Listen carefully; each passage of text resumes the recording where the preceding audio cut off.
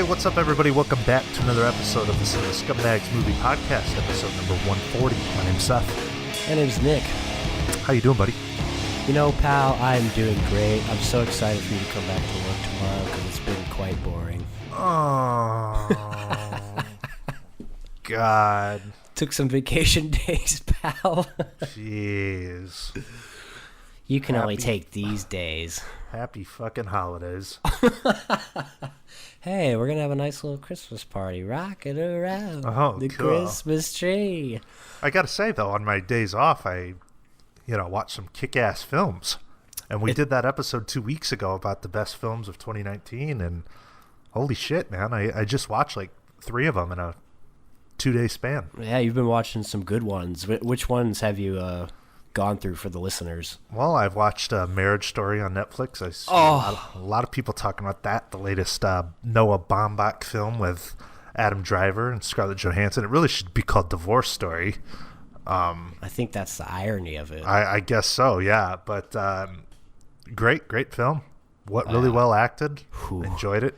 That anger scene. There's always a scene in those Oscar movies where people just yell at each other, and yeah, that's one of the great ones. I gotta say, I'm really becoming like a fan of Adam Driver. Me too. I agree. I really enjoy his work. Well, and just think if he hits the indie audience with Marriage Story, and this week he's going to be hitting the big budget audience with Rise of Skywalker. Anyone want some Star Wars spoilers? Because I know what happens. So, what a weird life to just sit around looking up spoilers for budget movies. I was considering texting him to you, but I'm like, I don't want to do that to him. I mean, I didn't even know it was coming out this weekend. I'm going to see it because I have a level of enjoyment with most of the films. Yeah. Even like the newer ones, but I'm not going to see it Friday or anything. I'm not like a diehard fan. I know people are really sensitive about the Star Wars topic, so best to not even graze upon that. Like we said, nobody hates Star Wars more than Star Wars fans.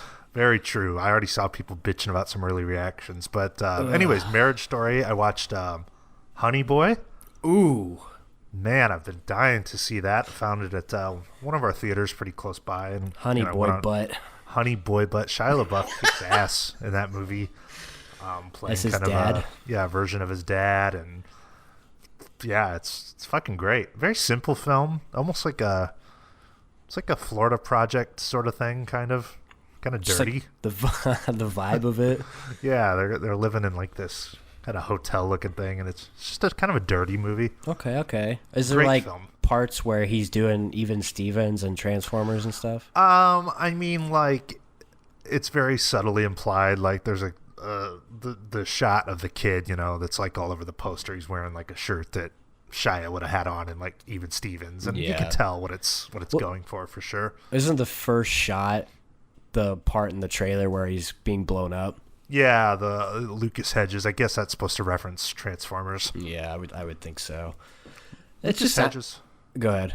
Lucas Hedges, like, he plays the same role in every movie. Pretty much, yeah, but it's worked so far. Yeah, it does work, and it works in this one. So that was good. And I just before we got on here and recorded, I finished up Uncut Gems. Oh my God. Early viewing. Yeah, newest film from the Safdie brothers, starring Adam Sandler in a dramatic role, which he's fucking killed in prior years, Yeah. And this is right up there with like Punch Drunk Love and all that shit. It's an amazing film. Wow. I can't wait. I'm going to jump off right after we're done recording and watch that. Yep, it's something else. I had to put it on when you texted me at work and just see if it actually worked, so I didn't get my hopes up for nothing. Yeah, I'm not the big piracy guy, but I'll buy the fucking movie when it comes out, Yeah, exactly. That's your way of supporting it. Right. Christmas time. Christmas time means laughter. Whoa! Toboggans in the snow. Whoa! Christmas tree, my Christmas tree. You've been watching any Christmas movies? A couple classics. Yeah. Harold and Kumar Christmas and Christmas Oh. Vacation. Okay, well, one is a classic, and Yeah, one Harold is and Kumar Christmas Christmas. Vacation. Two films that I love. The thing with Christmas though, like unlike Halloween and shit, there's only so many great Christmas films. You're kind of limited. Yeah, well, we also mentioned the fact that, it's every year Christmas comes around and you feel like you just watched a lot of those movies. I know. So So I felt watching Christmas Vacation last night. I'm like, this is a great movie, but damn, I just watched it. I know, but some of them I feel like I can watch every year. Yeah. Well, shit, there's A Christmas Story, It's a Wonderful Life, Christmas Vacation. I need to watch It's a Wonderful Life. I skipped over that one last year. Miracle on 34th Street has kind of become a yearly one for me, too. It's pretty good. The Pretty Richard good. Attenborough one? No, the Natalie Wood one. Oh, okay. Don't jump off a boat.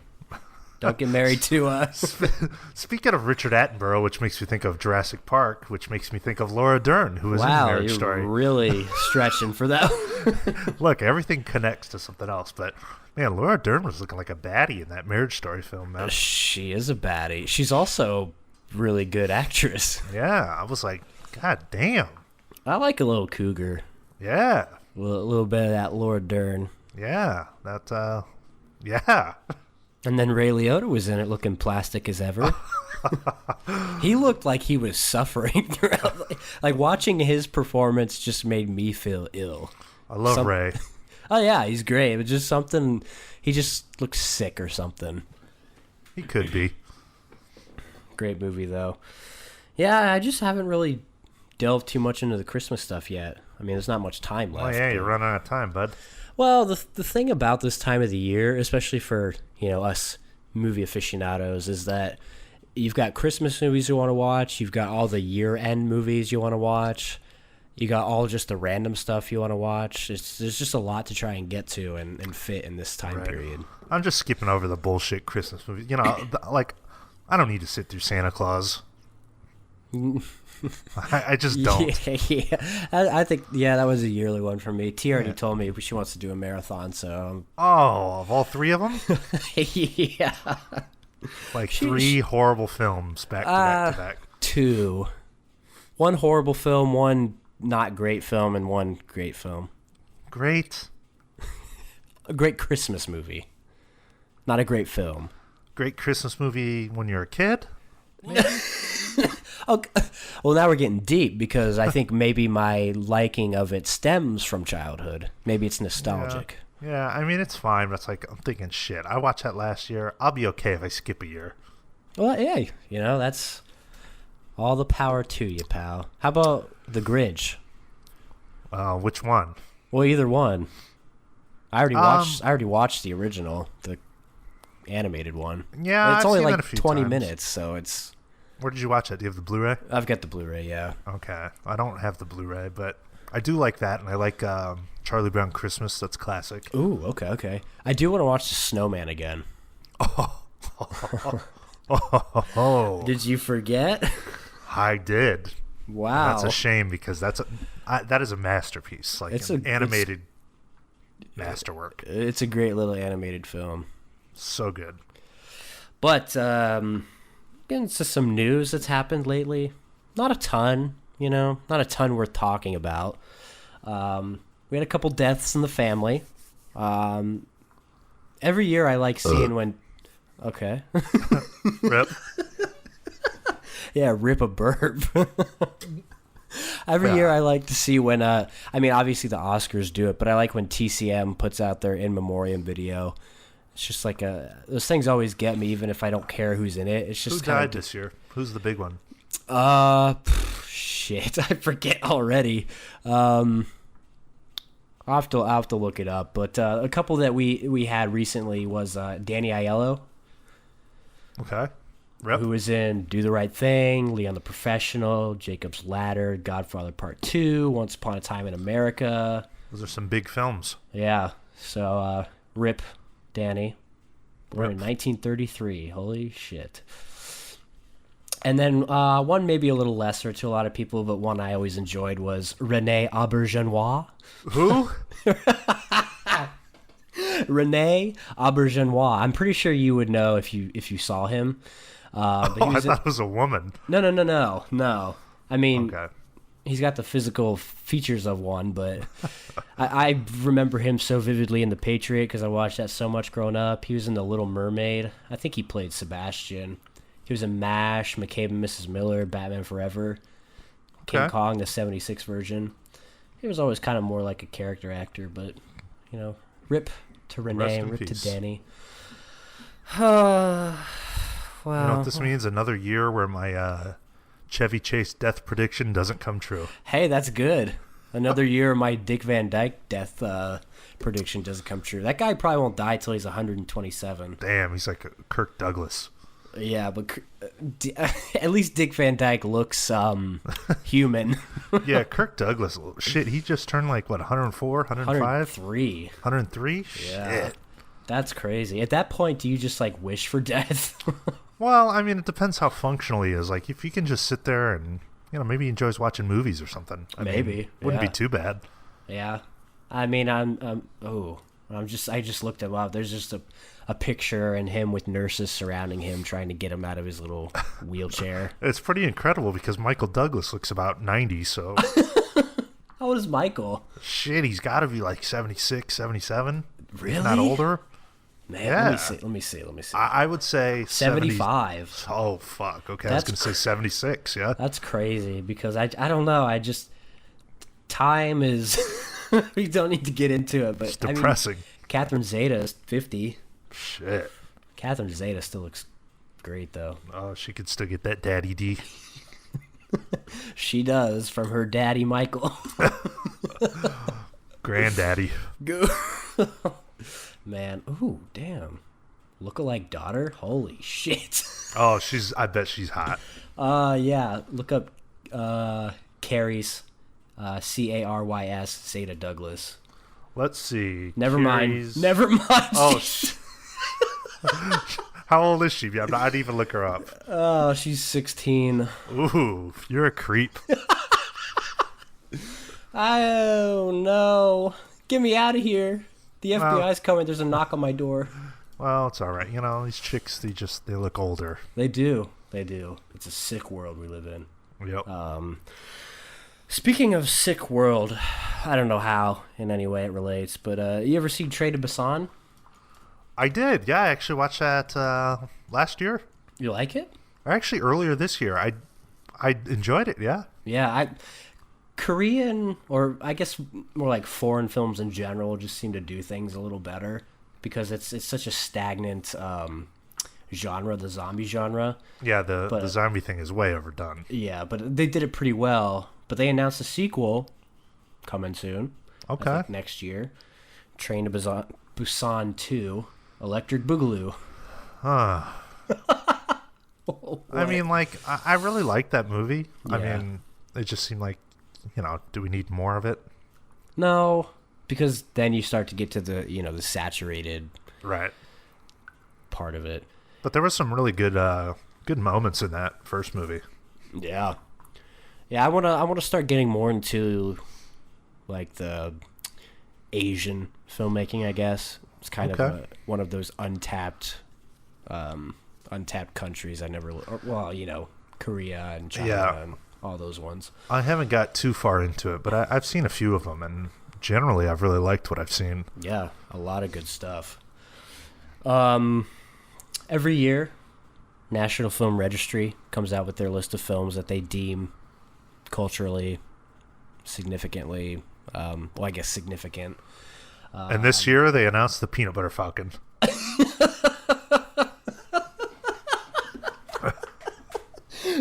They deemed it culturally significant because okay, let's see. I'm trying to find like their classification for what makes it in. Sorry, it's not going to make it in. It has to be at least 10 years old. Under the terms of the National Film Preservation Act, each year the Librarian of Congress names to the National Film Registry 25 motion pictures that are culturally, historically, or aesthetically significant. The film must be at least 10 years old. So obviously, 25 new films. Don't have to go through all of them, but there are couple big ones in here. Yeah, name off some of the mainstream ones. Well, one of them is Amadeus. Oh, okay. I've always wanted to see that. It's a great film. The subject matter might come off as kind of boring, but it's good. Milos Forman and the guy from Animal House. Forget his name. Boys Don't Cry. Oh, great. Hillary Boy. Great Hillary Swank film and great song from The Cure. I prefer the Frankie Valli song, Big Girls Don't Cry. I prefer the Robert Smith song. Yeah, well, you probably prefer The Company of Men, too, so. I've honestly never watched that movie. Something about Hillary Swank as a trans just is very off-putting, but... I agree. Especially what happens, too. I think it's a true story, and just, it's pretty fucking despicable kind of movie. She gets, like, her ass beat, doesn't she? Murdered? They kill her. Oh, shit. Yeah. Rip. Yeah. Ooh, this is the big one. Clerks. Oh. Man. Just thinking about Clerks. Why? It's one of those movies that it just pops into my head every few months or so. You know, Yeah. I used to watch it all the time. I mean, Yeah. man, that used to be a movie that, shit, man, I think I discovered that when I was 16 or 17, and I mean, I would watch it like multiple times a week. You know, just at night when I was winding down, I'd put it on, and It's just like one of those that you could just keep watching. yeah, very significant film for me, and should be recognized as something like that. Yeah. I'm looking at my signed copy right now, and I think back to my anxiety, and just like, I don't want to go, but I'm glad we went. That was a good time. Yeah. Well, you know, we could For do those who more, don't know, we could do more things like that. You know, there's tons of comedians and shit that come through here. Yeah, definitely. For those who don't know, we went and saw Jason Mewes, what was it, like a year, 2 years ago at this point? Maybe a year. It was probably like a year and a couple months. It was... Yeah. Yeah. And he signed my Blu-ray as I fucking dropped it. Yeah, we had the VIP experience where we got to meet him. It wasn't really what we envisioned or how we envisioned it, but Not at it was all. memorable. Oh, yeah. Good time. Good Yeah. time. It's a lot of fun. I kind of want to go back to that place and, you know, maybe see somebody else, or... It was a good time. Yeah, definitely. Coal Miner's Daughter, which is like, what's her name? Where's her? Oh, Beverly D'Angelo's in that. Hey! Hey, nice shoes. What year is this? 1980. So Oh, okay. probably I mean, she would have been hot as fuck in that one. Yeah, but it was like Sissy Spacek's big break. Let's see. Well, that might be it. Oh, The Last Waltz, Martin Scorsese's documentary about the band.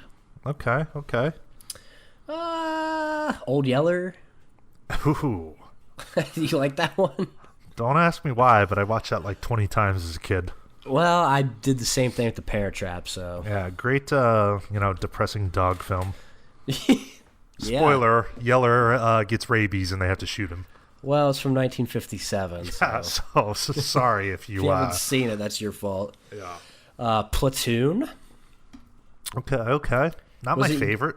Yeah, I remember parts. I don't remember a lot. But I mean, when it's...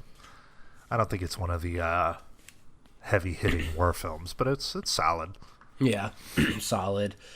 Purple Rain. Never seen it. Me neither. I don't even know what... to me, when I think of Purple Rain, I think of like a concert movie. But does he like actually act in it, Prince? You're asking the wrong person. I think it's a film. Okay. Somebody out there's like, these fucking idiots. I know. Like, I don't know anything about film. You don't know shit. And then Sleeping Beauty, the original from '59, not the one with Elle Fanning. Oh, Elle. God. Oh, Elle Fanny. Elle my fanny. But yeah, those are some of the big hitters, the big ones for this year, National Film Registry. Cool. Man, can't wait for them to put Joker in it 10 years from now. Keep waiting, bud. Can we get like a Clerks, like Criterion Blu-ray, man? Ooh, that'd be sick. Fuck. I wouldn't be surprised. I mean, wasn't there a DVD version of it? Yeah, I think it was a Criterion title, maybe Laserdisc or something like that. I don't know, but Fuck, that would be awesome, man. Oh, no, it's Chasing Amy. Oh, Chasing Amy, yeah. Yeah. Well, at least they know of Kevin Smith. Yeah. So that's positive. Yoga Hosers Criterion. Oh, wow. I think about 2 people will buy it. I still need to see the reboot. Oh, yeah, I do too. I think the Blu-ray is already coming out next month. Yeah, talk about a movie that came and went. Well, they did the road show for it, and other than that, they didn't really have a theatrical showing. Yeah. I think Kevin was probably smart about it and realized that not a lot of people are going to see it. Maybe. I've got to admit, I mean, I think it looks like shit, but I've got to watch it. It does, but you know what it is. True. And then real quick, because the story that just won't die for some reason, Marty. Oh. I bet he regrets his comments now. I'm telling you, like, they're going to kill him because of this. Oh, they will. Well, Yeah. I was listening to his interview with Peter Travers talking about The Irishman, and he asked him about it, and he said, "Do you care, like, what people think?" Yeah. And he said, "Yeah, I do." So, it's not this came and went sort of story anymore, which is really dumb. It's so ridiculous. And what aren't they meeting? Yeah, him and the Disney CEO? Yeah, Bob Iger is gonna plan a meeting to meet with Scorsese. And What the fuck? What are they going to talk comments. I don't know. He's probably going to tell him, "You ever say anything again, I'll have my men come and kill you." about? Well, that, or are they going to offer him like a job? Are they going to want him to do something? Huh.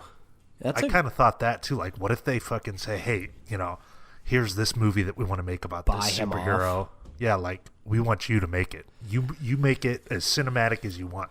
Wow, you're a very intelligent guy. Seriously, that's a great thought. Well, that's the first thing I thought when I heard about it. I mean, like, what's the point of the meeting? Well, the articles paint it like he wants to have a meeting about his nasty comments because it's not fair to the people that make the movies. Yeah. But Well, it's not fair to sabotage and just like beat down a guy for an opinion. What's Disney been doing though lately? They've been buying all the competitors, so why not buy Marty? I bet you they will try and do something like that. Damn. And if he says no, well then you'll probably hear that he was shot and killed or killed himself. Yeah. Martin Scorsese killed himself with an accidental shot to the back of the head. Yep. So who knows? But very strange. Well, he was on to produce Joker this year, so I mean it's not like he's. I think he stepped away. I don't know why. Maybe part of the whole superhero thing, but he at least may have some sort of interest in maybe a more cinematic version of it. Yeah, I can see them offering him something, and they say, do it in your style. Damn, I didn't even think about that. Which, I mean, he'd probably make it great. Well, yeah, I mean, that's what the whole comment was about, was that all these movies are the same. They don't say anything. They don't have any sort of real meaning or purpose. So if he can make one with, like, meaning or purpose, maybe that's what he wants to do. Joe Pesci cast as Spider-Man. Fuck yes. He went to the hall, or he went to church, then he went to the hospital, then he went to the graveyard. Rip. God damn it, so good. So good. All right, well, we got some trailers to talk about. I know I've asked you several times, fan of 007, but No Time to Die looks kind of cool. I was trying to think of something that rhymed with die. With die. God, spit it out. I'm struggling. I like the idea of it more than I actually like it. What is that from?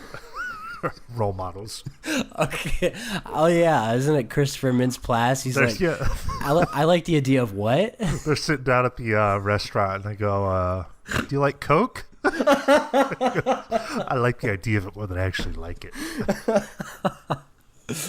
Yeah, but they've got good people behind. There's Cary Fukunaga, who's made some good stuff. Oh, but Ana de Armas. Was she in the trailer? I didn't see her. I think she was. She was probably like a quick shot or something. All I could see was Lea Seydoux' fine ass. Ooh, well, you get Lea Seydoux and Ana de Armas. Whew. Oh my god. Give me a lesbian scene. Shit. 2 babes. Seriously. I mean, you know, I don't know. I haven't seen all the 007 movies, but I bet she wins.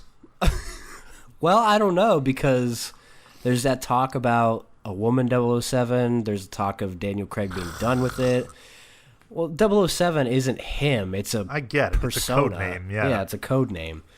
I think the best thing you can do with these movies is take them serious and treat them like serious material. Because when you get like the Roger Moore ones, those are like campy pieces of shit. Yeah, I never made it there. I bought that Blu-ray set and I watched like Dr. No, and I'm like, hey, this was pretty good. You know, I kind of dug it. You know, the hot 60s babes and. Yeah, and then you start to get through like 3 and 4 of them. And I know. Then I went to watch the second one. I'm like, Christ, I just watched this. It's the same fucking movie. I like From Russia with Love, though. Is that the second one? Yeah. Skip over to the Pierce shit. Yeah, I mean, I agree. I think they get better as time progresses. Well, not exactly, because GoldenEye was the best one, and then they got worse for him. But Daniel Craig ones, there's some good ones in there. I haven't seen any of them, but, you know, it still makes a lot of money, and this looked okay. Yeah, it's like one of the highest grossing film franchises ever. Well, fuck, there's 50 of them. Yeah, exactly. So why not keep spitting them out? Yep. Rami Malek, Freddie Mercury is the villain. Ooh. Mr. Bond, I think I'm bisexual. What's going on? Mr. Bond, what's going on? What's the fucking lyric? Mr. Bond. Now. Oh, shit. You could just see a scene where Daniel Craig walks in the room and then all of a sudden you hear, oh. Oh. Theme song music is Bohemian Rhapsody. Oh, shit. Shit. I wonder who's doing the theme music for this one. Let's see. Next one, The Assistant. You see this one? Yeah, what was going on in this one? I just saw it like looked a boring. Weinstein movie. Some chick in a cubicle. Wow. Well, it's like a Weinstein movie. Like, the character of Weinstein's in it. Oh, it's a sexual assault thing? Yeah, there's like a part where she's sitting in the cubicle and it's just like showing the bottom half of like a dude, and it's Weinstein. Oh, I gotta be honest. I got bored with this trailer after 10 seconds. Oh, yeah, I don't know how good it's going to be. I just thought that the idea of it was interesting. Because it just came out that Weinstein isn't going to have to admit wrongdoing because he's going to pay everybody off. Shit. Yeah. So did you see that video of him like a few weeks back? He was at like some comedy club. And the guy punched him or threw something at him? Maybe that was a different one, but it was like this female comedian came up and she singles him out and she throws a fucking fit. Oh, wow. Yeah, like, how can everybody be so, I don't really know exactly what she said, but like, how can everybody be so calm when you're sitting this close to a rapist and it was a huge scene and damn, he's just sitting there taking it, you know? Holy shit. This whole thing's probably going to kill him, too, because there's a picture on here I'm looking at. Harvey Weinstein's accusers will most likely pay a hefty tax bill on any settlement money, but there's a picture of him walking out of a courtroom with a walker, and he just looks decrepit. Oh, fuck. Man. Fuck that guy. But, I mean, the Weinstein Company is just, like, done. Yeah, I was going to say, what happened? Are they folded or what? I think that's what I heard, yeah, is that, let me see if I can find it real quick. Or is it like Papa John's where, you know, Papa John stepped away, but the company lives? I thought I read it went down. Okay, so company filed for Chapter 11 bankruptcy on March 19, 2018. On May 1st, Lantern Capital emerged as a winner of the studio's bankruptcy auction. So I don't think they're down. But yeah, interesting. They're out. And that's the thing, you know. His name, that's name is so synonymous now with that. You know, you can't have a movie with the Weinstein Company right at the beginning of it. Yeah, you're done for. Yeah. I mean, I don't understand the legal logic of all of it or the legal jargon of all of it. Because it's talking about how they liquidated everything, but it says here the Weinstein Company was completely shut down along with its website. Shit. In November 2018, Lantern acquired full control of 3 Tarantino films. Wow. Huh. So pretty much, shit happens. You get your stuff bought by somebody, and then they own your life's work. Well, going back to like Clerks and Kevin Smith, I know he was really... The Weinstein Company did like most of his movies, Oh, yeah. Miramax, I think, was... Right. Miramax and then Weinstein. Those were the big ones to help his career take off. So. Yeah, I know like when Clerks 3 was originally going to happen, like I think Weinstein was the one that funded it, so... I mean, that's what sucks, especially for a person in like Tarantino or Kevin Smith's position, is those are the people that gave you your start and you have some sort of gratefulness to them. Right. But then that kind of taints a lot of it. Yeah. Fucked up situation, but, don't rape chicks. Yeah, that's the lesson learned. That whole who knows what goes on. I mean, I don't really want to know. I don't either, and I think it would ruin everything as far as movies go if it came out what was going on. Yeah, I honestly felt like if we knew the truth, the 100% truth of Hollywood and actors, like, I don't think there'd be any movie out there that wouldn't be, unharmed from that shit. Oh, yeah, every single movie, unfortunately. So I just try and enjoy the art and whatever. All you can do, because, well, whatever. Next up... Free Guy. Which one is this? This is that one I kept telling you, if they could pull this off, it'd be cool. It's Ryan Reynolds. He plays a bank teller in an open world video game. Well, I saw the trailer, and it's everything I hoped it wouldn't be. It's like... too many like flashy graphics for, low IQ people. Yeah, like, dude, the movies like that never work. With like a person in a video game, and Ready Player One included, doesn't work. Huh. Gamer with Michael C. Hall. Shit. Well, I haven't seen that one. I don't think Michael C. Hall was the main attraction of that movie, though. Gerard Butler. If I recall correctly. Jared Butler. Jared. Yeah, it's just, I don't know. It's Ryan Reynolds playing the same shtick as he always does. I mean... Yeah, just give us another Van Wilder movie. Give us Just Friends 2. Ugh. Just Friends Poo.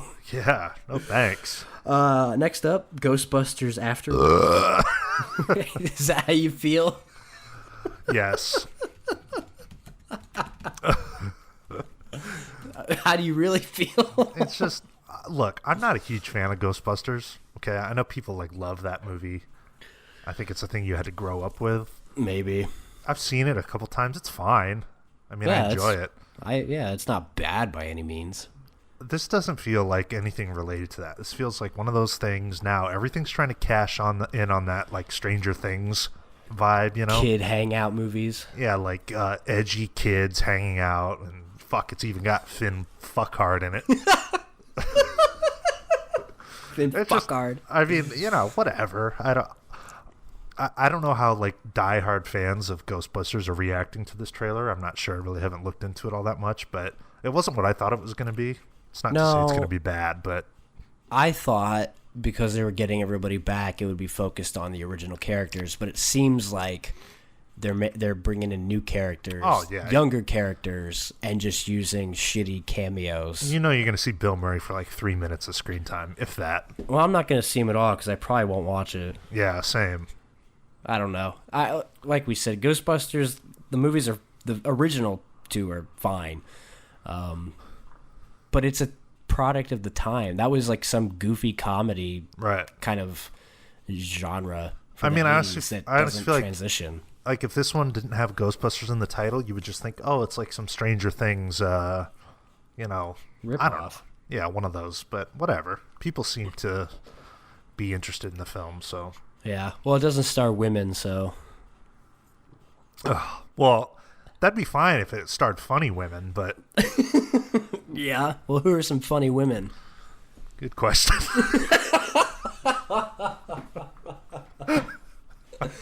I'm having a hard time thinking, too, and I'm not trying to be, like, a dick about it. I just can't. I'm trying to think funny women. Let me see. Let me search funny women. I know women actors that I really enjoy, but they're not necessarily comedic. So, I mean, I don't know. Like, Rebel Wilson is not funny to me. Melissa McCarthy is not funny to me. Amy Schumer is not funny to me. Amy Schumer, oh my god, fuck that. Amy Smelly. Yeah. Yeah, I don't know. I'm going through. Lena Dunham's number 4. Yeah, she's not funny to me. This is not like a, hating on women thing. I just can't think of any women comedians that I really enjoy. Yeah. But then again, like, straight up men comedians, I can't think of a ton either. I don't really like comedy, like stand-up comedy. I don't either. I like, I like Louis C.K. I like Bo Burnham, but, like, it's just not my cup of tea. I've always thought, the things that are funniest to me are, like, the unintentional or... Beverly D'Angelo in Christmas Vacation. Or just, like, mannerisms or, when you go to a stand-up show and it's people just, like, trying to be funny. Mm-hmm. I don't know. It's hard for me to get into. Yeah, I've got a certain taste, I guess, is not like your usual stand-up sort of thing. Yeah. I just went through a list of the 50 funniest women of 2016, and I could not find a single one. Well, comedy's subjective. Exactly, and who am I to say what's funny? Well, speaking of, not really, but, Escape from Pretoria, my boy Daniel Radcliffe. God. In a thriller. What is it? What are they, in prison or what? A film based on the real-life prison escape by 3 young political prisoners from jail in South Africa in 1979. Bunch of boring trailers. I like Daniel Radcliffe. Yeah? What's a movie other than Harry Potter that you really love? I like The Tin Man. I kind of like Horns. I mean, I kind of like Swiss Army Man. Sucked. Imperium wasn't too bad. Woman in Black really sucks. I like him as a person. Just give us a fucking Harry Potter sequel. With him in it. Yeah. I hope they do, I hope they connect it in some way to Fantastic Beasts, and then he's in it. Please. Fantastic mediocre. Just do another sequel to, Harry Potter. They can find a way to bring Voldemort back. It's all fantasy. Who gives a shit? all his paper pieces came back together. Yeah, I mean, they can make it work, and they will. That will happen, too, at some point. Well, especially if Fantastic Beasts is like a flop. Yeah. They're going to come back with something that they know will work. I like those movies. They're nowhere near as good as Harry Potter, though. Yeah, I like the first one. The second one was a little tougher just because there's so much going on and there's some... It's confusing. There's some stupid shit that happens in that. Yeah. That is just completely different than, the lore and everything. Like, the end of it. Oh, yeah. Some hot babes in there, though. Oh, shit. Zoe? Yeah, and who's the redheaded chick? I forget her. With his sister and... Yeah, Fantastic Beasts. It's Alison Sudol. Oh, Queenie. Okay. Baddie. Queenie. Yeah. Well, she's a musician. Damn. Well, we went off on a tangent. What were we talking about? This Daniel Radcliffe prison movie. Oh, no, we can move on. Yeah, please. And then last, but probably least, Top Gun 2, Maverick. I haven't seen Top Gun. I don't like Top Gun. Okay. If I'm honest. The best thing about Top Gun is Kenny Loggins' music from Top Gun. It's sounds like a shitty movie.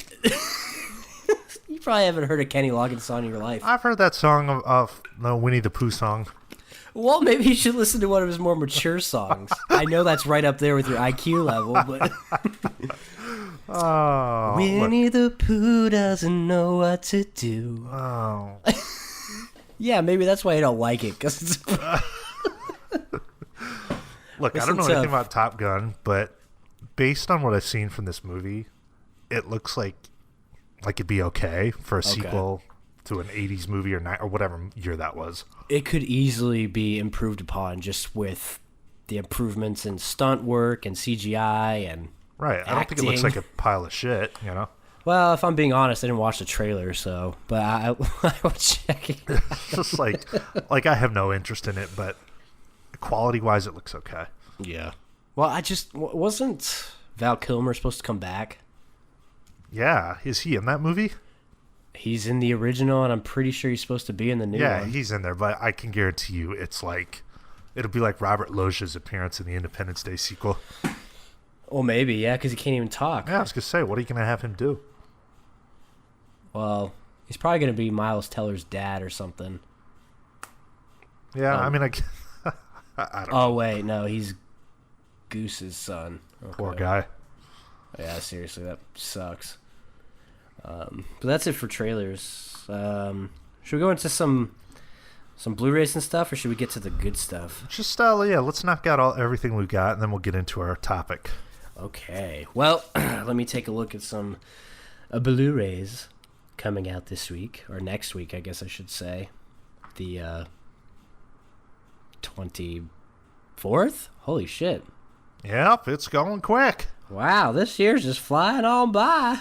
Pretty soon I'm going to be 30, and then pretty soon I'm just going to jump off a building. On your 30th birthday. Yep. You're going to take your little cupcake they give you at work and then climb on up top of the Chase building in downtown Phoenix and swan dive.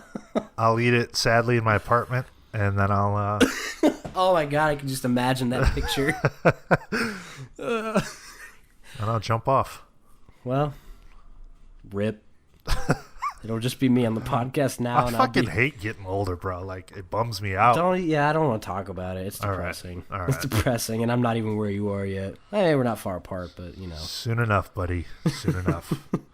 Well, we have, I mean, as probably expected, we don't really have anything. The big one, though, Judy. Ooh, that's a good fucking movie. It is a good fucking movie. I keep thinking about it. It was simple. There's not a whole lot to it. It's just about her later years with some of the Wizard of Oz stuff sprinkled in. Yeah, the flashbacks to like the MGM shit when she was young. I thought that was really well done. And Renee Zellweger, man, kick-ass performance. A revelation. Yeah. She won an Oscar for that. Yeah. Well, I love the ending where she sings Somewhere Over the Rainbow, but there's that part where everybody else jumps in, and that's like my one gripe with it, is that that's just so cheesy. Yeah, but it's a great film. I really enjoyed it. Yeah, it was that was a good one. I know me and you, when we finished watching that, we're like, yeah, it was good. Probably don't need to watch it anytime soon, but like I'd watch that again right now. Yeah, I agree. Let me see if I can find a Virgin deal. Batman Beyond. Oh, complete series. There you go. The complete series. Also, Drag Kids. Oh, what? Feature-length documentary of 4 preteens who enter the adult world of competitive drag queens. Yeah, no fucking thanks. I will never watch that bullshit. That shit shouldn't even be allowed to be made. Why not? Because no fucking kid that young should be wanting to be a drag queen. Give me a fucking break. Why don't you just separate the art from the artist? No, that's just fucking sick. Mental illness. Yeah, there's some anime stuff, and there's not really much as far as Blu-rays and stuff, but theatrically. What do we got? Theatrically coming this week. Well, we got a big one. Star Wars Episode 9, which is crazy how quick it came. Like, I feel like there hasn't been that much marketing for it compared. Yeah, I mean, I don't know. I think people are kind of over it at this point. I'm telling you, what's happening is exactly what I thought was going to happen when Disney bought them out. Fatigue. The novelty of Star Wars has worn off. It just has. Unless you're a diehard, it's worn off. Yeah, I mean, I agree. Where are you going to go from here? But maybe it hasn't. Maybe that's just me talking because I can't get on fucking Facebook without seeing that dumbass Baby Yoda shit. Yeah, well, that's just the new Facebook meme. Oh, it's so annoying. Die out soon, and people will move on, and anything cute will sell. And I think Disney knows that because in every Star Wars movie, there's a cute creature or a cute robot. Yep. And they know what fucking grown adults are attracted to. Oh, it's just like, God, this is humor for some of you people? Give me a break. It's fucking sad. It's a state of cinema. Oh. It's exactly what Marty's talking about. Well, good thing pretentious people like us like our podcast, otherwise we'd be screwed. I did read all the Star Wars spoilers, though. Well, I would say good, but you probably don't give a shit. I don't give a shit. That's why I read them. Well, the other one coming out is Cats musical. I don't... It doesn't look awful. It doesn't. It looks so bizarre. It's bizarre. It's an interesting choice to do it how they did it. But I told my mom about it. She's like, you have to watch Cats or listen to Cats at least once in your life. So some form of it. Yeah, that might be a weird thing to go into if you're not familiar with the play, you know? Yeah. So, I don't know. The music sounds good, and that's an important part with musicals, so it could be good.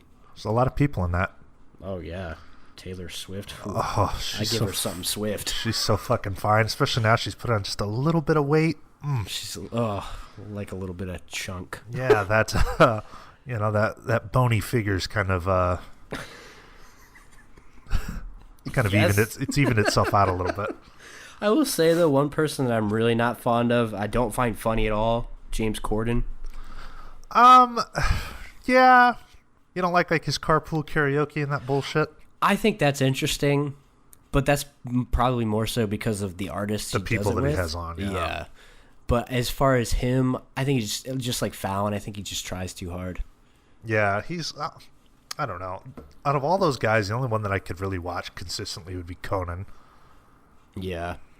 I like Colbert when he's not getting too much into the political stuff, which is always, but I don't really watch those things unless there's a certain person on there I want to listen talk. Right. Listen to talk. But that's it as far as the releases. It's kind of weak. Yeah. Ew, that sounded fucking verpy. Ah, shit. It's that pumpkin eggnog that I had earlier. Oh my god, did you get it from like Albertsons? Fries. Ooh, do they have the refillable stuff? What do you mean, like in the glass bottle? Yeah. No, this was just some, it's like a half gallon. It's fucking fire, though. I know, I had the one from Albertsons. Oh man, it was so good. God damn. Damn. I do want to talk about the March criterions they just announced. And I do want to read a comment we got, Seth, in case you try to say nobody gives a shit. Did someone defend this segment? Yeah, somebody on the last episode of the podcast commented on the YouTube channel.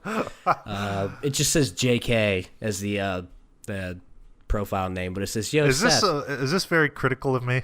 No, it's not critical. It's just a reason for us to do it. Okay. It just says, "Yo, Seth, Criterion content is what led me to your channel, so don't think the few people that are listening don't care about it." Okay. JK, we're going to do it just for you then. Just for you, pal. It's just I always love seeing where people come from, why people came to us, all that different stuff. It's just interesting. All three. You know something? I was just thinking the other day. It's a little sentimental for a second. Okay. I think I speak for you as well. Okay. When I say that we really appreciate the people, and I don't care what the amount is. No. That tune in and watch our shit and listen to this podcast. I don't care if it's, 3 people, which it's more than that, but just to know that people listen to it, it's it's a very good feeling. Yeah, if we were in this for like some sort of fame or money or anything, quit a long time we ago. would have quit a long time ago. We enjoy it. Yeah. And we love the people, no matter how small or how big the quantity of our audience is. Right. We appreciate everybody, every little comment. We love hearing from people that enjoy it. And we just want you to know we appreciate you. Right. And I know me and you are constantly like shooting ideas back and forth, but we always have the audience in mind. So we're, doing what we think is best for you people that listen regularly, and we really do appreciate it. Yeah. I'll get choked up here. I don't think we say that enough, though. I'm just to get that point across. It's yeah, because I know there's been times where we've missed messages or we don't answer back right away, or maybe we don't answer at all, and it's just because time and real life gets in the way. It's not because we don't see it, we don't appreciate it. No, and I see the iTunes numbers every time we upload one of these, and there are a good amount of people that listen to this shit probably on their way to work or whatever, and that's a cool feeling. So, thank you guys. We're still live. We're still going. Still going. So as long as there's people that want to listen, there'll be us here to talk. Yeah, and I've said this many times, but this is how we talk anyways. So why not record it? So we record it once every 2 weeks, and then I slap it together. So I mean, it's not work, but no. But hey, we've met some great people from all over the world. Right. And so I like Seth said, we may not say it enough, but just know that we appreciate everything. Yeah. That being said, auditions for the newest member. Go fuck yourselves. Anyone want to join? Just move to Phoenix and we'll make it happen. Yeah, because we're trying to get some video podcasts going. So if you can move to Phoenix or you live in Phoenix, that would be preferable. Yeah, I don't know. We'll get more into it. But I know Nick and I have talked about, especially now we're going on, almost a half a year where it's just been me and him. And if that's how it's going to be in the future, me and him live in the same area, we could really kind of step it up and do something pretty cool. So it's just something we've kind of kicked the tires on a little bit, but just you guys need to know that we are always thinking of ways to improve. So yeah, I think that was great. With that being said, podcast is done. We're retiring. That's it. We killed him. See you later. It only took 5 years. Shit. Hell no. Man. Ain't killing shit. No, and actually, me and you, we've been doing a lot on YouTube. We have, yeah. Speaking of Christmas Vacation, we just put out a new episode of Let's Talk About. Right. For those that don't know, like we said with the podcast, we talk in real life, so why not record it? So we talk about movies, why we like them, and different things. So. And I think there is a percentage of people who may only listen to the audio file that gets uploaded on iTunes. And if you are one of those people that does that, that's great. But if you want more, I mean, YouTube, Slacker Media, all sorts of video content. I know we've really kind of stepped it up lately, just filming a lot and throwing a lot of ideas around and trying to get some consistency going. And, it's been working out pretty well. Yeah. We've been doing this how long? Like 4 years, 5 years? A while. It's always still a work in progress because we always want to get better. So Right. With that being said, where were we? It's Christmas time. Oh, it's Christmas time. So let's talk about Criterion. Oh, shit. Oops. Skip it over there. So we're rolling back to the Criterion just for you, JK. Just for you, JK, and those who care. Appreciate your comment, too, even if it was constructive criticism. Oh, constructive whatever. criticism is good, so I can take that. Thank you. Yeah. So let's go through some of these. There's six. There's 6 they announced, which is quite a lot. The first one, The Cranes Are Flying, a landmark film by virtuosic Mikhail Kalatsinov. Okay.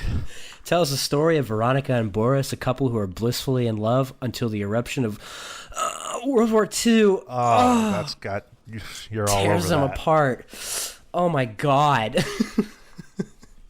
Well, that's cool. I don't know if I would check it out, but new 2K restoration, a new interview, some audio interviews. Somebody's name is Hurricane Kalatsov, a documentary from 2009. Okay, cool. Ooh, Leave Her to Heaven. Nice. Novelist Richard Harlan seems to have found the perfect woman in Ellen, a beautiful socialite. Ooh, socialite, like a great beauty.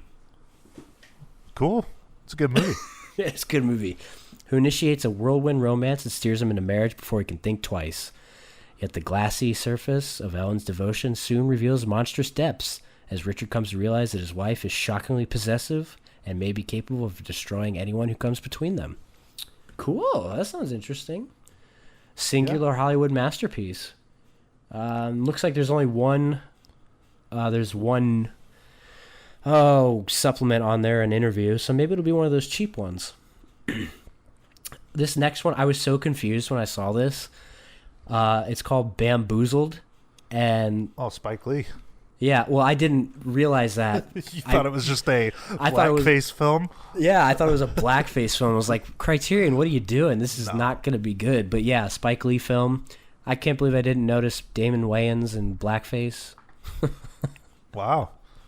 It's a very that cover. I saw this post, and that cover is very like, whoa. It is. It looks just like, a 20s blackface movie. Yeah. I have no clue what it's about, but But it was made by a black guy, so it's okay. yeah, exactly. Writer-director Spike Lee examined the past, present, and future of racism in America, in American pop culture, issuing a daring provocation to creators and consumers alike. Looks like their TV station's getting low ratings, so Damon Wayans hits on an explosively offensive idea, bringing back blackface.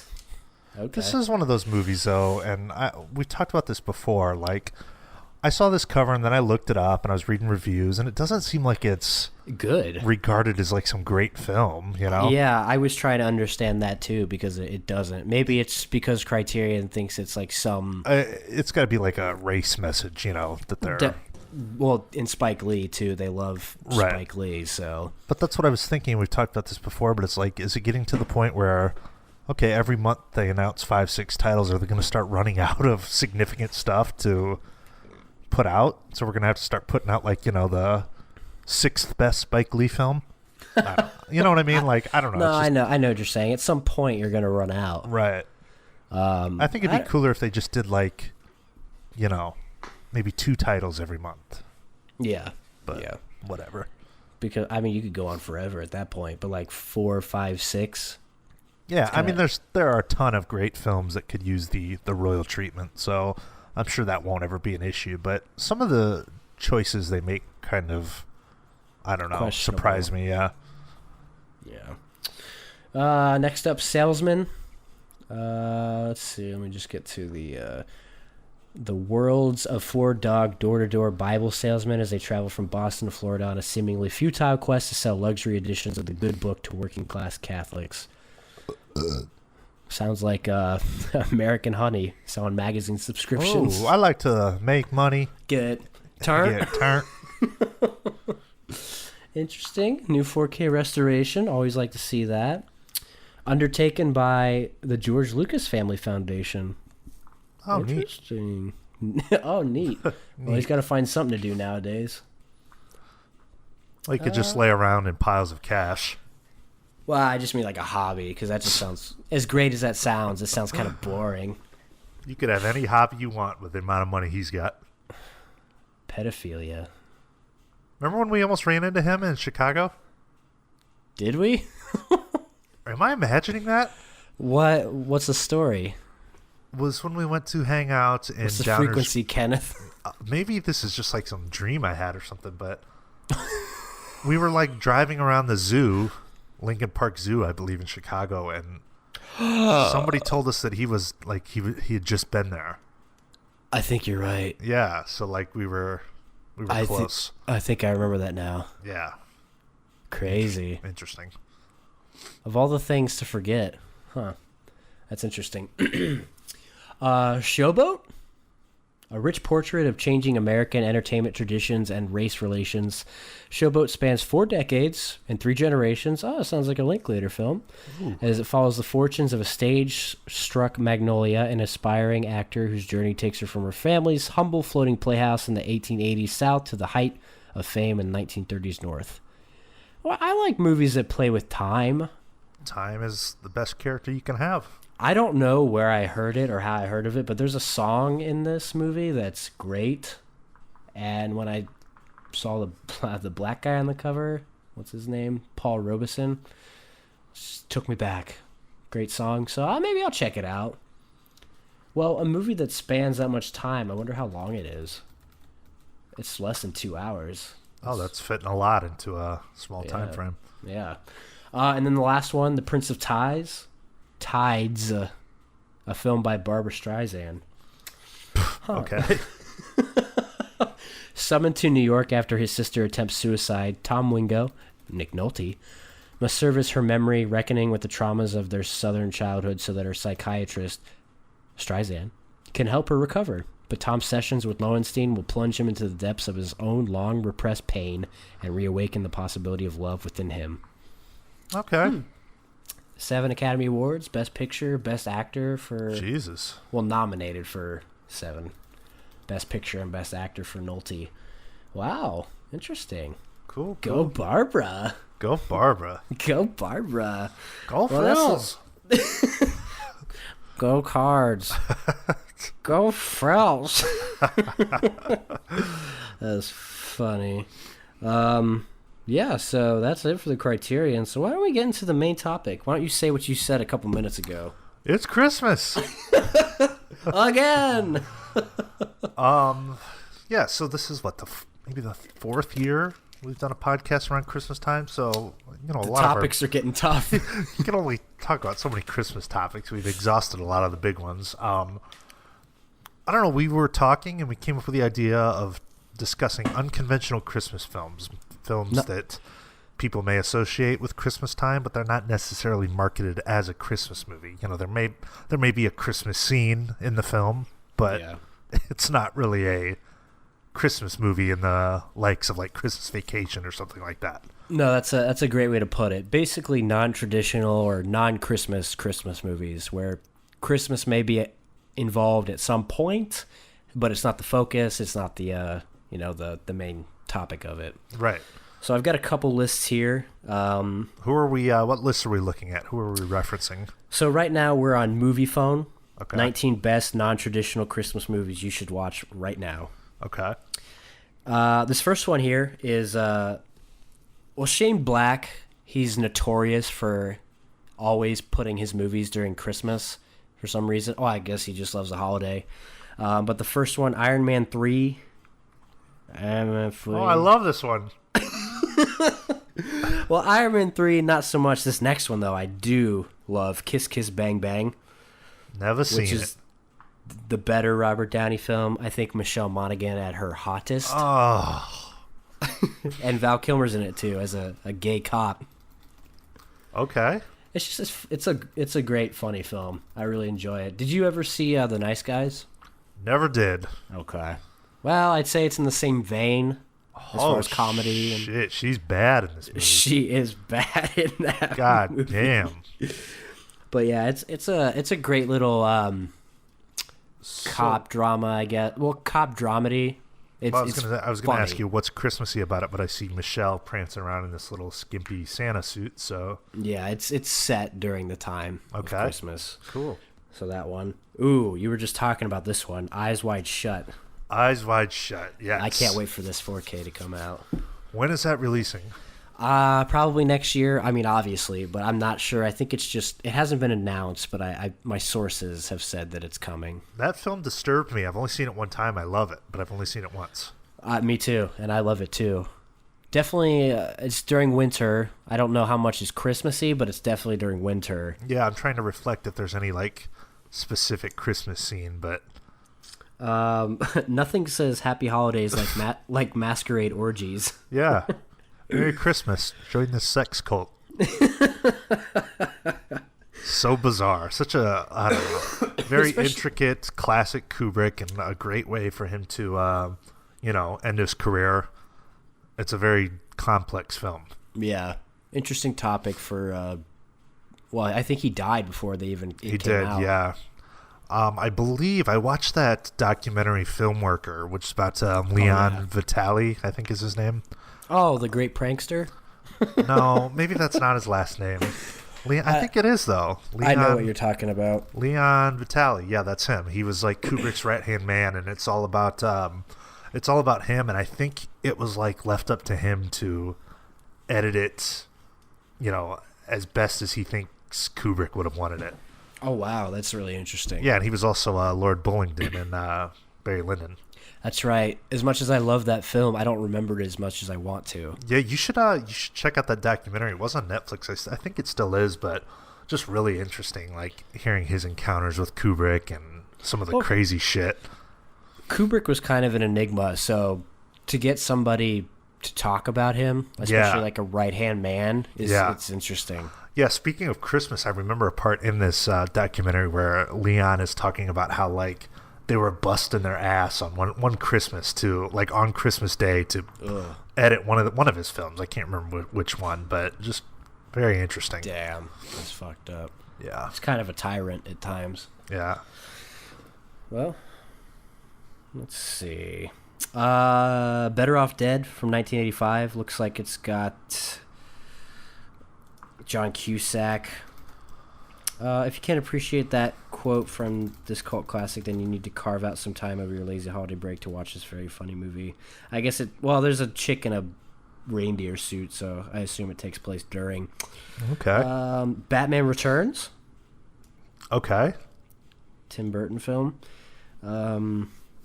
Yeah, I mean, it looks like mistletoe can be deadly if you eat it. Wow. I want to go back and watch those movies. I don't.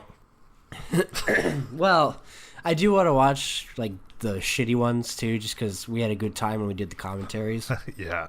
They're just fun ones to make fun of.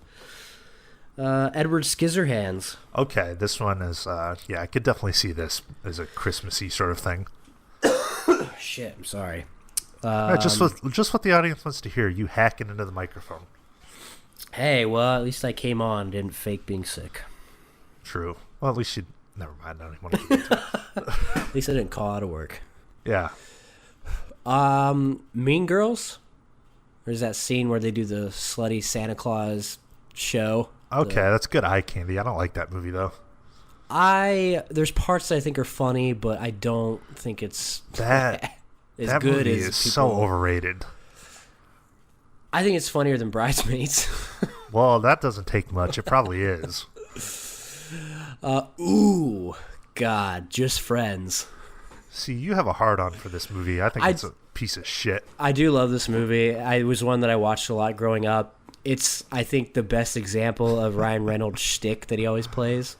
Anna Faris is super hot in this. She's like this slutty... Really? Oh, yeah. She's like this slutty star that he has to basically take around. And I don't think I ever made it deep into that movie because that opening scene with that fat suit is just so off-putting. It's like right at the beginning where his boss, which is played by... oh, man, I can't remember his name. He's that really good character actor who's in Dodgeball and Office Space. Oh, yeah, I know who you're talking about. But he plays his boss, and he wants him to go get her and impress her. And she just she wants to do is fuck him. But he's got his eyes on Amy Smart, who is like the chick that got away when he was young. Okay. Or the chick, the just friend. Yeah, I don't think I ever made it that far in that movie. I've only got 10 minutes in. Well, how can you have an opinion then? You're right. Maybe it's not a piece of shit. Honestly, Anna Faris does look pretty good in this. And what's her name was hot as hell. Amy Smart, yeah. Oh, yeah. It's funny. It's got good comedy. It's got the lady from Airplane as his mom. And she's hilarious. It's just I just think it's a really funny movie. It takes place during Christmas, but the whole point is for him to go back to town and bang Amy Smart. Okay. I mean, I can't blame him. She's fucking fire. She still is, too. Yeah. Gremlins? Yeah, Gremlins is, I think, notorious as being one of those, like, debatable whether or not it's a Christmas movie. I've heard that several times. I've never seen Gremlins, though. Gremlins, I've seen it, but, like, I think it's one of those movies, you know, like, you appreciate it as a kid, but if you're watching it for the first time as a 30-year-old, yeah, it might not impact you that much. Yeah. It also features the most disturbing tale of Santa coming down a chimney ever told. Wow. Interesting. Ooh, got some Hanks films. You've Got Mail? Okay, yeah, that is Christmassy. I love Hanks. It's no secret, but like that movie and Sleepless in Seattle. I've never watched those. I don't really have I don't want to. I think You Got Mail is far superior, but still not great. Yeah. Well, how about this one? Castaway. I guess it is Christmassy, doesn't it? Yeah. Isn't the beginning on Christmas when they yeah, exchange gifts? I'm pretty sure. Yeah. Isn't he like at a party, like a Christmas party, or Yeah, and then they're gonna do like their Christmassy thing together, and then he finds out he's gotta get on that plane. And yeah, then it's all wintry and wet, and yeah. And then she gives him the locket. And you want a funny story? Last year for Christmas, my lady friend knows how much I love Castaway, so I had this little box, and I opened it up, and it was like a it was a locket with her picture in it, kind of in the same. She was doing the same pose as Helen Hunt, but like I didn't understand it, so I was looking at it. Oh like, my god! Gee, thanks. Yeah, so I'm looking at it like, what is this? It was like supposed to be a funny thing, and That's a great idea, though. Yeah, it was really thoughtful, but I just didn't get it until she said something, and then it made sense. I'm sure, like, her face was like from super smiley to just deadpan. I'm still apologizing for it a year later. But then she gave you the Shining picture, and you got that one. She did, yeah. That was a great gift, but she put time and effort into the the Castaway locket, but I just didn't get it. Even to pose just like her. That's awesome. Yeah, that's awesome. Let's see, The Long Kiss Goodnight. Oh, more Shane Black, so that makes sense. Gina Davis is looking mighty nice. Okay. 12 Monkeys? Christmassy? I don't know. I mean, I wonder if these... I've seen that movie a couple times, but I don't know it well enough to pinpoint like a Christmas moment in it. Yeah, I can't think of it off the top of my head. Deadpool? Next. In Bruges? I don't remember the Christmas part of that, but I do really enjoy that film. Okay. I think maybe some of these are just associating maybe winter time. Or like a single scene. Right. Like this one, Hold the Dark, from last year. That one's very wintry. Okay. Rise of the Guardians. It's just like all the Jack Frost, the Easter Bunny, and I know Santa one I can guarantee is probably not on your list. What? Jumanji. It's on the next list. Is it? Yeah. Fuck. We'll get to that because I do want to talk about it. Okay. Last one here, While You Were Sleeping, which is with Sandra Bullock and Peter Boyle, bald. That guy's been bald since he was a kid. I know. Okay. So this next list, 21 movies that aren't technically Christmas movies, but are totally Christmas movies. And if you guessed, based on that title, who put out this list, you're right if you said BuzzFeed. Oh, cool. So some of these we already said, so I'll skip through them, like The Long Kiss Goodnight. But the number 2, Jumanji. All right. Which, yes, at the very end. It's a good Christmas scene, too. It's a really good Christmas scene. Yeah. There's a lot to unpack in that small scene. I never noticed it as a kid. All I noticed was them screaming, but the dad is like, we're going to go take a skiing trip, which is the skiing trip that killed them. Duh, you never knew that? Well, I was a kid. I didn't pay attention to the words. I just liked the elephant running on the car. Oh, one of those little idiots that doesn't listen to anything in the movie, just like the colors and shit. Yeah, one of those 8-year-old idiots. Yeah. I want to see a stampede scene again. Well, you couldn't get into Just Friends, so shut up. That's that shitty fat suit's fault, not mine. Well, maybe if it was a shitty bunny suit, you'd have liked it. That is, in Jumanji, though, that is a good Christmas scene. And really the film kind of leads up to that point where it's, you find out that all the time's passed and, like you said, they're trying to prevent Judy and Peter's parents from dying. So it all kind of comes to a head in that Christmas scene. Yeah, which is great. I'll skip over number 3 because it's probably the biggest one. Die Hard? Yeah, okay, we'll talk. Die Hard. That's one of these classic holiday debates, whether or not that's a Christmas film. It is. And I think obviously it falls more on this list of non-Christmas Christmas movies. Not that it really matters if it is or isn't, but I mean, it's like one of the hot topics in film. I mean, I've always considered that a Christmas film. It's on Christmas Eve. The whole thing takes place on Christmas Eve. They're at a holiday party in Nakatomi Plaza and all that shit. Yeah. Okay. Well, if you explain it that way, you're probably right. It's just, I think the debate is because you don't associate killing and guns and action with Christmas. Yeah, it's mostly action throughout, but Right. yeah, the beginning sets up the time and the Sure. tone, so I don't know. Number 4, the Harry Potter series. Very There Christmassy. are some great Christmas scenes Very in the Harry Potter Christmassy. series. Love, I mean, 1 and 2, there's great ones there. Yeah. I love the scene where he's carrying Hedwig, and it's a great transition because he has Hedwig flying in the snow and then flies into the springtime. It's just a great transition of time. I really enjoy that. It is. And then going to Hogsmeade during winter. Oh, yeah. Love that in the third one. Yeah, the wintry vibe of that Harry Potter series is classic, man. It's so good. Magical, might I say. Magical. And the music. Oh my god. Little Women. Which one? Well, it looks like the one with Winona, Kirsten. Oh, you mean one of the 10 adaptations that they've done? Yeah, one of the 10 adaptations. What was that? I'm trying to cover my cough. I'm sorry. You all right, bud? Yeah, I'm talking a lot. My throat hurts though. Let's see. I'm looking at Letterboxd. Little Women. 1, 2, 3, 4, 5, 6, 7, Oh 8. my god. There's 8 films called Little Women, and I'm sure they're mostly, based on that book. Well, there's one just from last year with Leah Thompson. So why do we need the one this year? It's just funny because, they're on there bitching about Greta Gerwig not getting nominated for Best Director. And they're bitching about that movie not getting a bunch of awards. Well, the directors that were nominated made original work. Yeah. Well, I mean, for the most part. I mean, whatever, Joker you can argue, Right. but like Marty and just Yeah. it's. We don't have to get into it. Anyways, yeah, keep that. You're ruining my Christmas spirit now.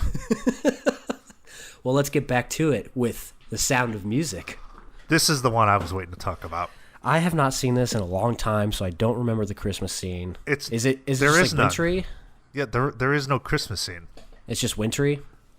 No, it's not at all. It's just the vibe, or I think I'm not 100% sure with this, but I think it kind of became associated with the holiday because like that's when it started to play on TV, and then they would air it on TV around Christmas. Oh, well, on the bottom there's a caption for each one. It says, "It makes me happy every time I watch it, so why not watch it at the most wonderful time of the year?" So Yeah. it doesn't really mean Christmassy. And I've watched this, the past few years now. It's almost become like a tradition for me to watch around Christmas. But, I mean, it's a religious film. I mean, it deals with, like, nuns. And I guess you could, if you're really reaching, you could associate that with, like, Christmas. But there's no, like, Christmas tree scene or winter scene. But Okay. it's very, I don't know. It's kind of got a vibe to it, is all I can say.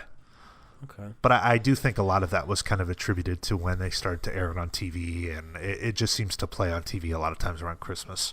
That makes sense. Okay.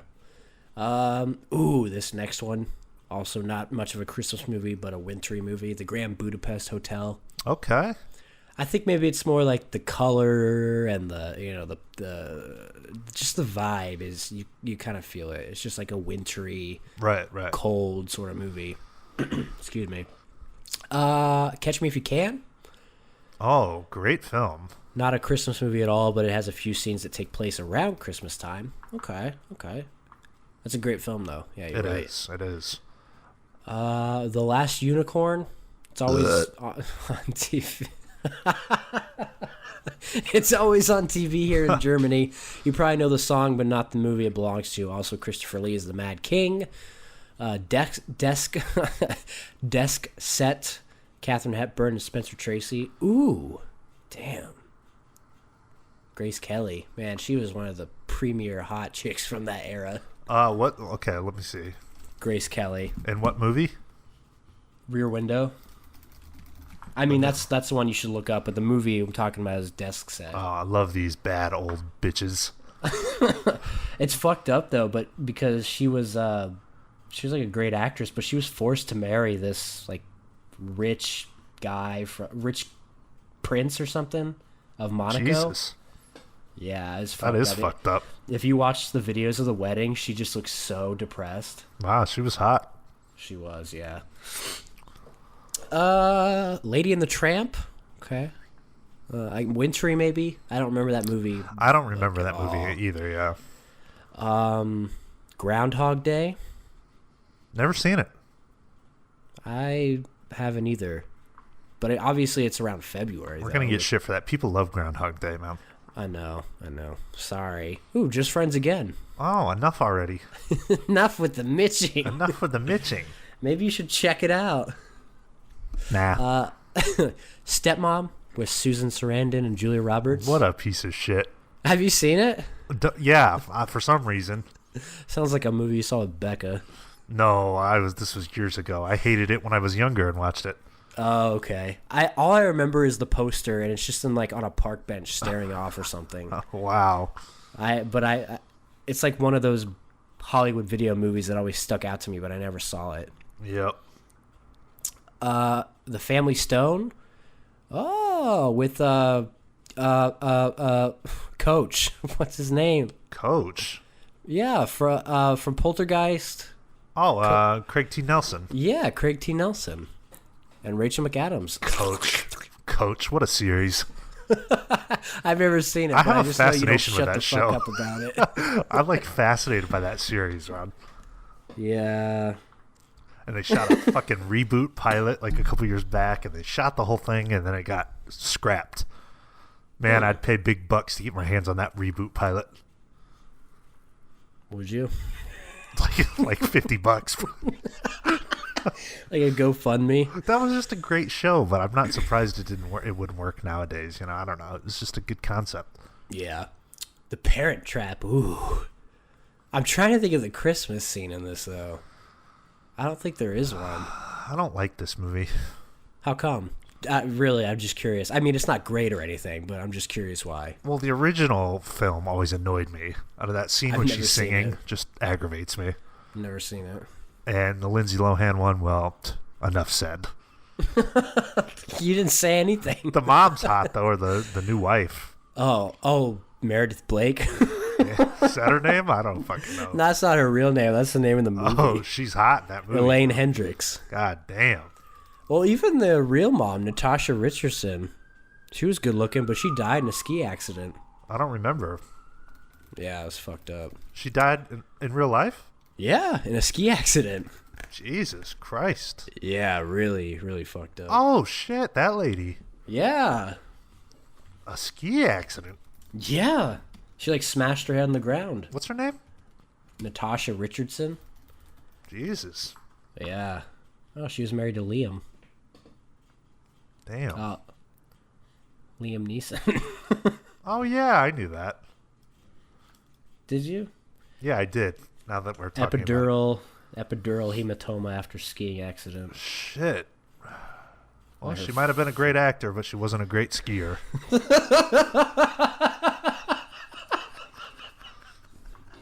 I don't know if I should have laughed that hard, but it was just fucking funny. Tasteless? Maybe. Sorry. Funny? I don't know, but I think it is. No, she's 45. That's too young to die. It is too young. Especially because her mom is Vanessa Redgrave, and she's 106. God damn. Not really, but she's still doing stuff. 82. Holy shit. Lastly, where'd it go? Oh my god, where'd it go? Meet Me in St. Louis with Judy Garland. Hey, you just watched this. I did. I really enjoyed it. There's not a huge Christmas vibe. It's, I don't know. It's just, I don't know. It doesn't really scream Christmas to me, but. Yeah, and I can guarantee you we're missing a lot. I'm sure somebody out there, if you're listening and you have a film that you associate with Christmas time, or maybe there's a Christmas scene or something, we'd love to hear about it. Yeah, definitely. Obviously, can't get to everything, but, with the power of all of our listeners, we have a longer stretch to see what other people know about. So, yeah, let us know. What's your favorite unconventional Christmas film? From that list, love Jumanji. Okay. Love Just Friends. Okay. Probably those two are the ones that, well, Kiss Kiss Bang Bang too. Cool, bud. Cool. Probably those three. What about you? Sound of Music, man. Sound of Music. Okay. I mean, great I just film. love that film. That's one of my favorite movies. Yeah, it's a great film. So I need good. to rewatch it. So good. Well, I think that about wraps it up. Well, this will be the last time we talk to you guys on a podcast before Christmas, so Merry Christmas, you filthy animals. hope you guys have a great Christmas or Hanukkah or Kwanzaa or whatever the fuck you celebrate. Hope it's good. Yeah. Bye. That being said, this is episode 140 of the Cinema Scumbags podcast. Thank you guys as always. Wait, that's not going to work. This is episode 140 of the Cinema Scumbags podcast. Thank you guys, and as always, go fuck yourselves.